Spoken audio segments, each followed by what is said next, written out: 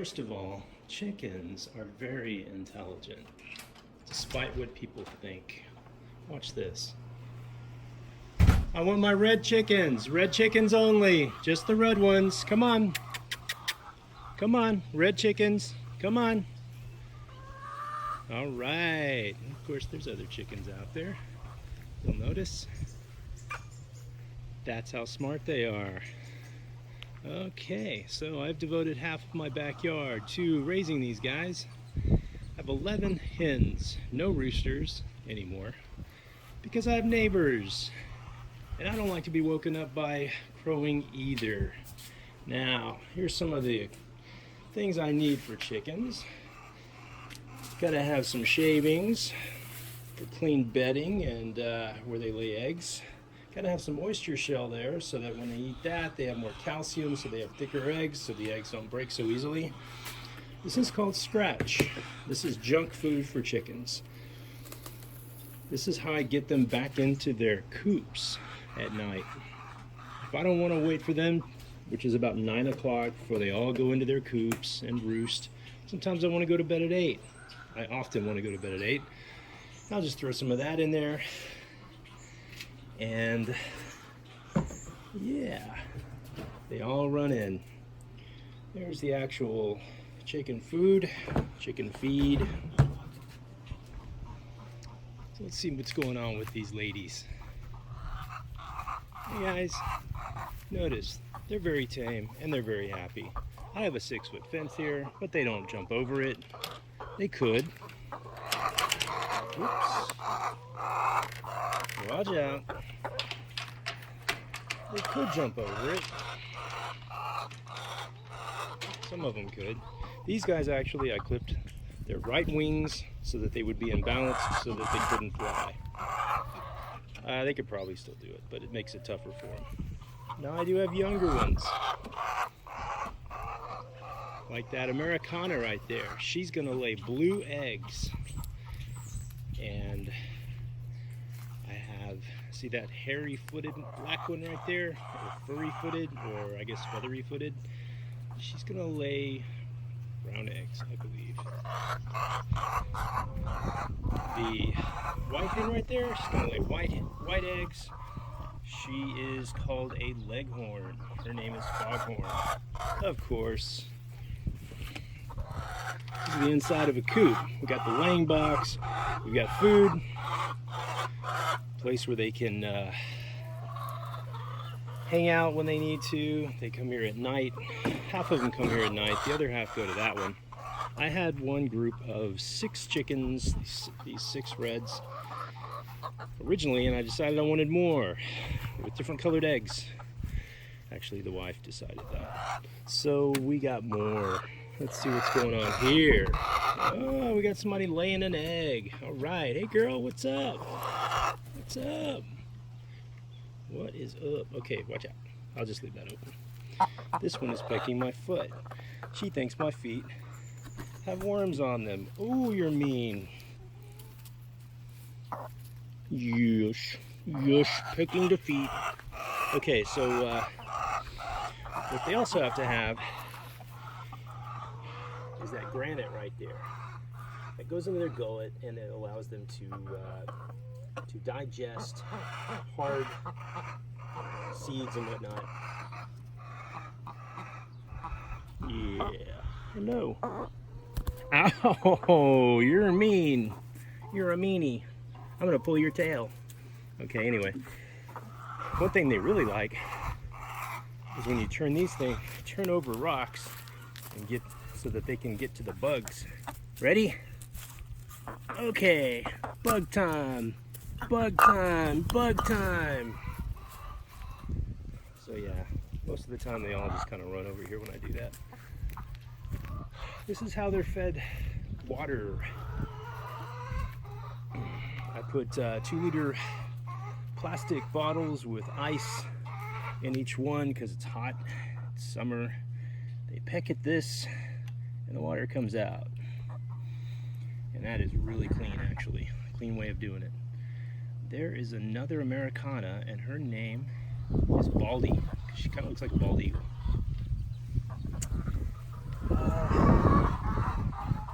is their main food source. Just fill it up, maybe once every 3 weeks. Lasts a long time. And they just stick their little heads in there. Get the food. These guys lay about 11 of them. Some of them aren't laying yet. 11 of them will end up laying probably about 8 eggs a day. That's a lot of eggs. So lots of people who like these eggs because they're extremely healthy. And there are certain ethical implications to buying eggs from the store. And so yeah, let's get into that. Why do I do this? Watch this video. Every day, America consumes over 200 million eggs. And for most people, eggs are easy to enjoy. They're high in fat, they're an easy source of calories, and they're relatively cheap. What the egg industry is hiding and doing is absolutely shocking. The egg industry has done an impeccable job keeping us in the dark. I've done some research before on this industry, but there is no video on the internet yet exposing in full detail what the egg industry is hiding. And that is what I'm about to share with you. Now, there will be some graphic content in this video, but this is the truth that the egg industry does not want you to know. Despite their behavior seeming to be merely instinctual and biological responses to stimuli, chickens are social, sensitive, and intelligent creatures. Scientists have discovered that chickens have sophisticated ways of communicating, including over 25 specific communication calls, and they use signals to convey intentions. As reported by Scientific American, studies have shown the unique communication skills of a chicken is on par with some primates. And their intelligence, as far as memory, behavior, communication, and complex problem solving, has been ranked by scientists as above some average toddler's intelligence. Karen Davis, researcher and president of United Poultry Concerns, reported that chickens have an inherently social nature, as well as strong memory and emotion, which influences their social behavior. Chickens also have the ability to successfully form affectionate bonds with other species, recognize others by their facial features, empathize with individuals in danger, and even mourn the death of other birds. And chickens are the closest living relative to the T-Rex, which gives them that prehistoric look. But just because their eyes are kind of T-Rex-ish and they make sounds that you've heard in Jurassic Park, doesn't mean they don't feel pain, loss, grief, and joy like other animals. Good girl. Which makes this next part even more disturbing. Standard conditions on egg-laying farms are atrocious. Nearly all egg-laying hens in the world, especially in America, live on factory farms in long, windowless sheds containing rows of stacked battery cages. Up to 10 hens are packed together in one wired cage, often unable to even spread their wings. Standing on wire floors, hens commonly suffer from foot and leg maladies, injuries, as well as feather loss due to physical and psychological stress. And it's completely standard for some reason to have 125,000 hens in one shed. And so, as you can imagine, the crowded conditions and accumulated feces creates a buildup of toxic gases, especially ammonia. And because of this, eye infections, viral infections, and upper respiratory tract infections are very common in egg-laying hens. Sadly, these wretched conditions are the most profitable for the egg industry, as the cost of adequate care for tens of thousands of hens, as well as sanitation, space, and enrichment, can cut a huge chunk into profits. And even on organic free-range farms, it is standard practice to debeak chicks using a razor blade, hot blade, or infrared laser at temperatures of up to 1,500 degrees Fahrenheit. As confirmed by the USDA Livestock Behavior Research Unit, a chicken's beak is a complex functional organ with extensive nerve supply, including receptors which sense pain and noxious stimuli. As a result of this procedure, many birds are unable to eat because of the pain and die of dehydration, starvation, or a weakened immune system. Other observed behavioral evidence of pain as a result of debeaking includes reduced pecking behavior, reduced activity and social behavior, and increased sleep duration. According to Dr. Cheng of the USDA Livestock Behavior Research Unit, following beak trimming, several anatomical, physiological, and biochemical changes occur in cut peripheral nerves and damaged tissues. there is a considerable body of research demonstrating the emergence of several markers of acute and chronic pain, including persistent lethargy and guarding behaviors, reduced feed intake, and development of neuromas as a result of beak trimming. And it is almost always done without any anesthesia. Mutilating the beak prevents birds from their natural responses to stress, such as plucking out their own feathers. And this is an upside for the egg industry because the less damaged their body is, the more valuable they'll be to send off to slaughter when their egg production declines.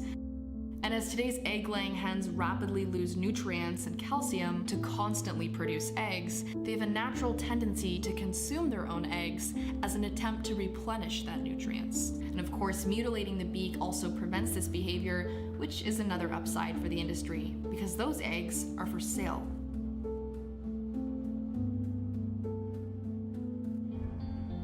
In order to meet the global demand for eggs, hundreds of millions of chickens are bred into existence, but about half are born male.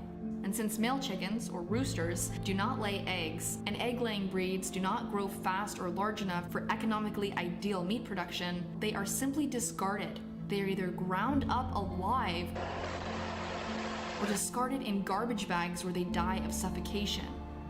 In other cases, thousands of male chicks will just be dumped into large dumpsters. This is standard practice in the egg industry.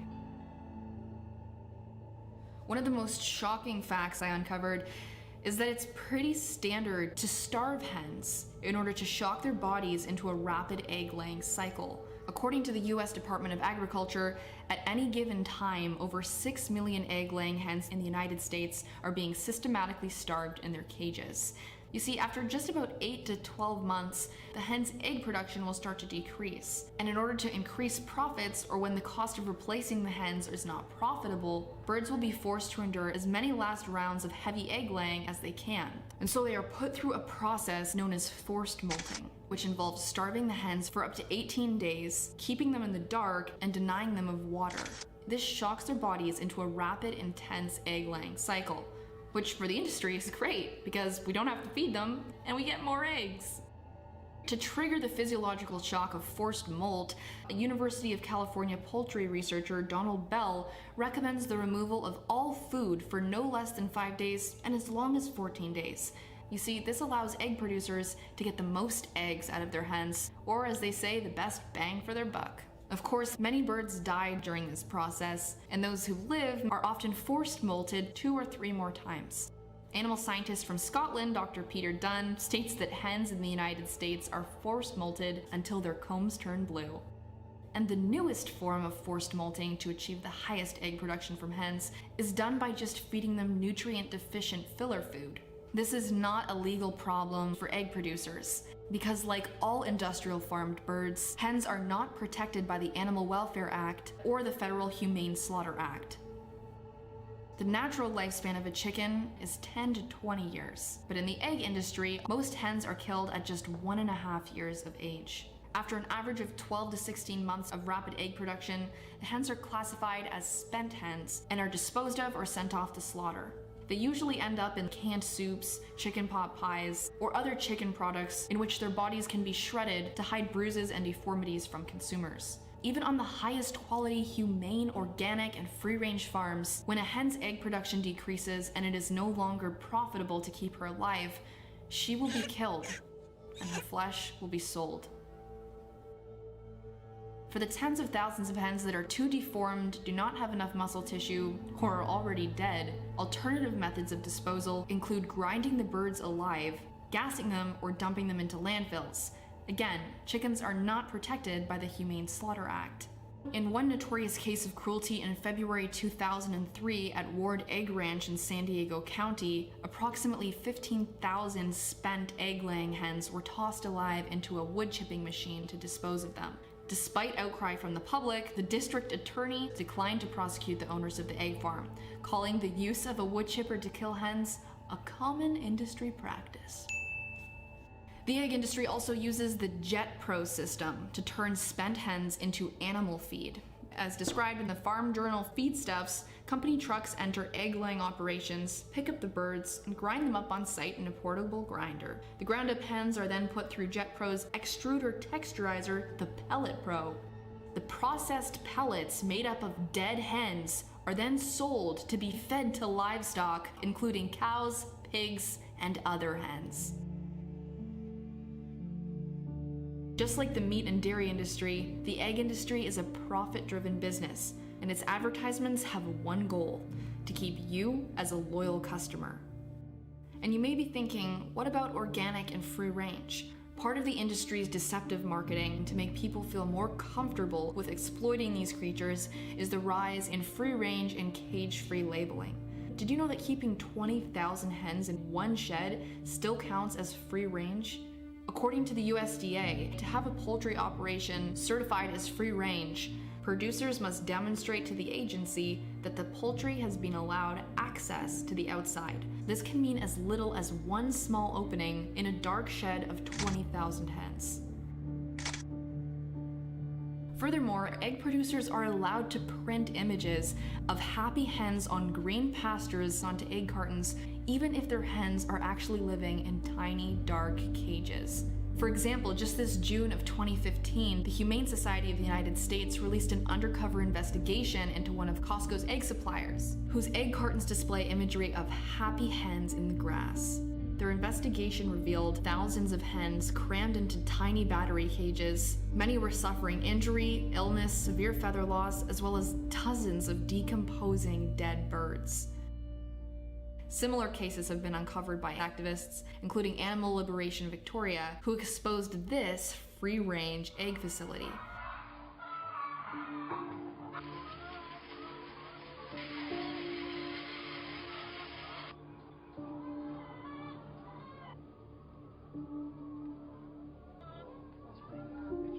Even in slightly better conditions than that, the reality is that almost all cage-free and free-range hens are still deprived of most natural behaviors, space, fresh air, and the experience of nesting with her eggs and having them hatch into baby chicks, which she raises and has a family with. And while authentic free-range organic farms may be a lesser evil and provide hens with better living conditions, on every egg farm, the birds are still ultimately treated as property to be exploited and generate profit. Supporting any sector of the egg industry remains in support of the genetic hybridization, manipulation, and breeding of hens for the overproduction of eggs, their physical stress, pain, mutilation, the discardment of male chicks, and the eventual disposal or slaughter of the egg-laying hens. We have literally taken the reproductive system of another being and exploited it for our habits, convenience, and desires. We have enslaved them for their eggs, and they are discarded of when their bodily functions are no longer generating us value.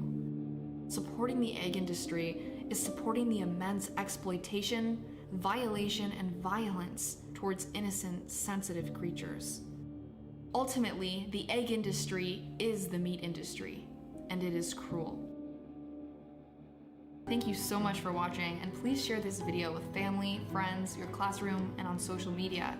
We need to get the truth out there, because as Dr. Seuss said, unless someone like you cares a whole awful lot, nothing is going to get better.